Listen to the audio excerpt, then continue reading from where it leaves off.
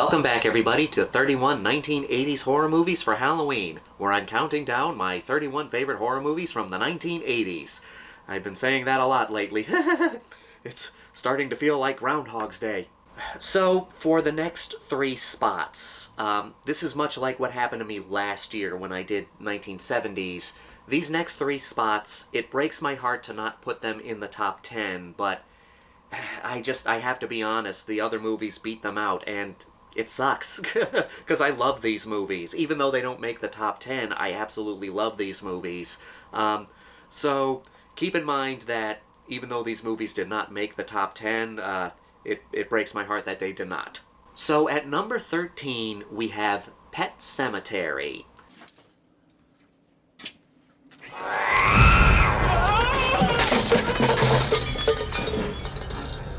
Pet Sematary, even though it does not make the top 10, it's probably the most important movie on this list because Pet Sematary was the first horror movie I ever saw. This was the first one for me. This is the movie that got me into the horror genre. Every movie that I love in the horror genre I would never have seen them if it weren't for Pet Sematary. Every movie on this list would not be on this list if it weren't for Pet Sematary. I'll bite, Judd. What's the bottom of the truth?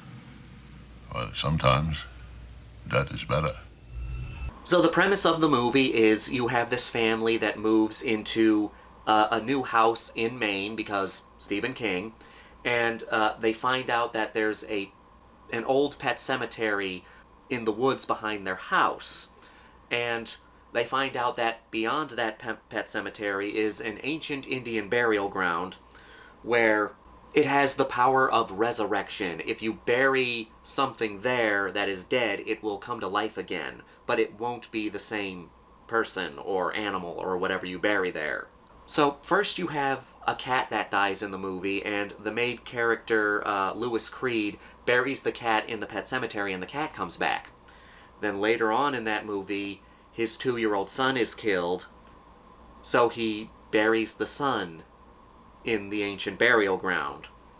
And what you think is going to happen is exactly what happens.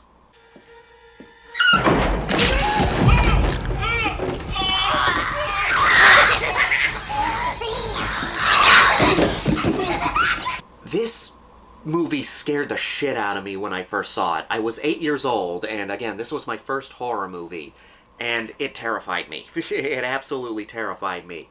I remember after first watching it, we went to bed that night. I was at my dad's house at the time. My parents were separated, so my dad would let my brother and I watch rated R movies, and I had seen quite a few action movies and stuff before I had seen Pet Sematary. My mom wouldn't let us watch that stuff, so, but my dad would.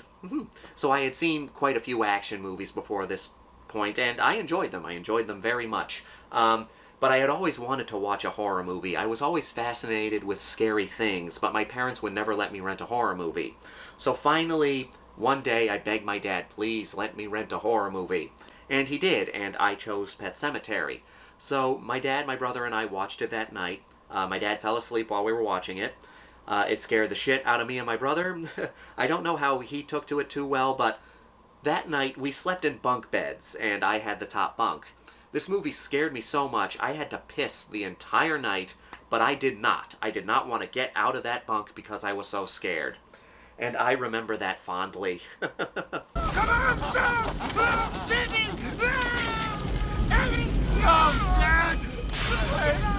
Louis, sometimes Dad is better. You never forget your first time, and everybody out there remembers their first horror movie. Pet Sematary was mine. I love the atmosphere in this horror movie. It has such heavy atmosphere because it's dealing with heavy subject matter. It's dealing with losing a loved one. I mean, the Creed family consists of Louis Creed, his wife Rachel, their daughter Ellen, and their baby son Gage, and their cat Church. Typical all-American family. But this movie deals with what would you do if you lost a loved one? Especially a child, because the baby Gage dies in this film.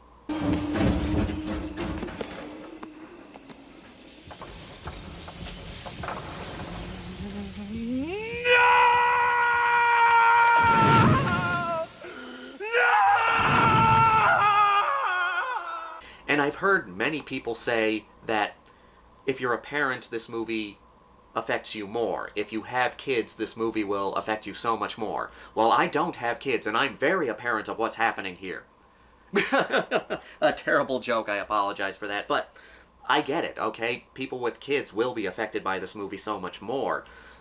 But even if you don't have kids, it's very sad, and it really hits you with that depressing feeling. When I was a kid, I didn't understand it as much, but getting older, I started appreciating it more and more. But I mostly remember this movie as my first horror movie and how much it scared the shit out of me.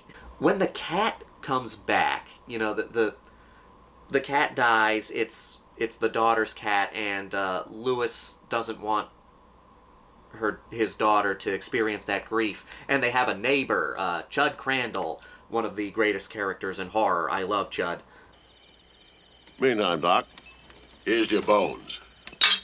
And your bones. He knows about the burial ground, so he takes Lewis to bury the cat.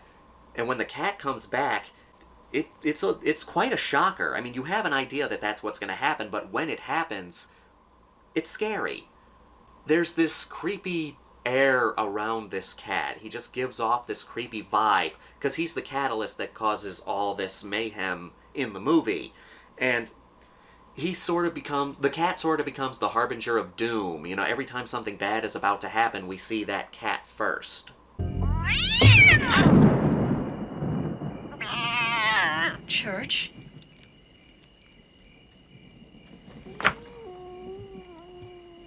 And the idea is, okay, this baby gets buried in the pet cemetery and then it comes back from the dead, and that idea can sound silly, but they do a great job at making this baby scary. Because, okay, the idea is whatever's buried there gets sort of possessed by a demon or some negative spirit, and then that comes back.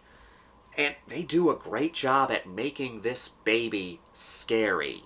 The scene with Judd was the scene that scared me the most, because the main reason is Judd was played by Fred Gwynne, and I grew up with the Munsters, so I knew him as Herman Munster, and seeing Herman Munster get treated so badly, it hurt me.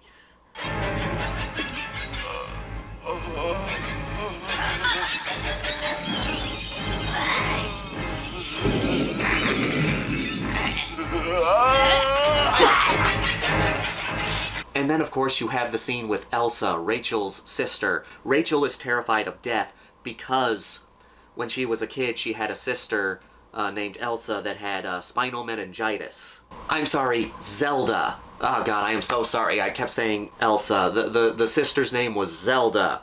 I wonder how many people are correcting me in the comments right now. Anyway, Rachel's sister Zelda, one of the scariest parts of the movie, and the thing is, Rachel had to feed Zelda, and Rachel witnessed Zelda die, and yeah, you get how frightening that can be for a child. I'm coming for you, Rachel. And this time, I'll get you. Pet Sematary is a very heavy movie, but it's so well done. Like I said, it has great atmosphere, and it means so much to me because it was the first horror movie I ever saw. I highly recommend Pet Sematary, obviously. It's one that is very important to me, and I'm curious, what was your first horror movie? Leave down in the comments below the first horror movie you ever saw. I'm very curious about this.